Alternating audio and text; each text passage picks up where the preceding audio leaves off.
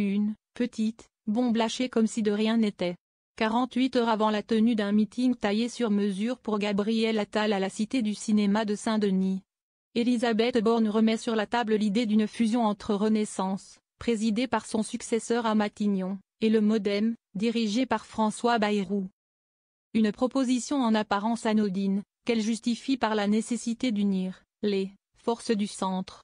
Je pense que cette idée peut avoir du sens, explique-t-elle dans une interview accordée au Figaro ce 4 avril. Elle voit dans le dépassement des deux partis existants actuellement une solution au manque de structuration du bloc central. Soit il y a des désaccords de fond entre Renaissance et le MoDem, soit il n'y en a pas et alors il faudra mieux unir nos forces, insiste l'ancienne première ministre.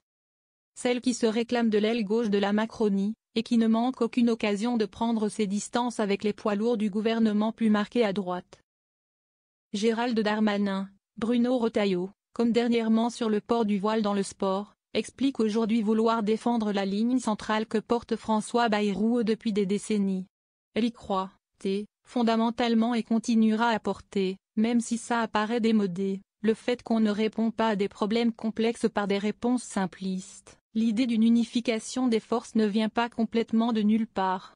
Elle avait été formulée par Emmanuel Macron au moment de sa réélection en 2022, et reprise à son compte par François Bayrou qui plaidait pour la création d'un grand mouvement politique central.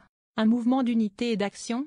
En février 2024, pour consoler Bayrou fâché de ne pas entrer au gouvernement à la faveur du remaniement, le chef de l'État lui avait proposé de prendre la tête d'un grand parti rénové. Un poste taillé sur mesure pour le Béarnais, soulignait à l'époque le Figaro, à savoir, fonder le grand mouvement politique d'unité et d'action qu'il aurait aimé voir advenir en 2022. Reste qu'avec cette proposition, Elisabeth Borne jette un sacré pavé dans la mare.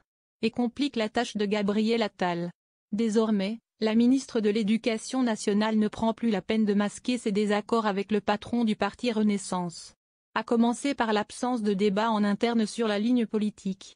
Des sujets qui seront largement abordés le 6 avril à la Cité du cinéma. Les deux anciens premiers ministres aujourd'hui en guerre ouverte prendront d'ailleurs successivement la parole dans l'après-midi.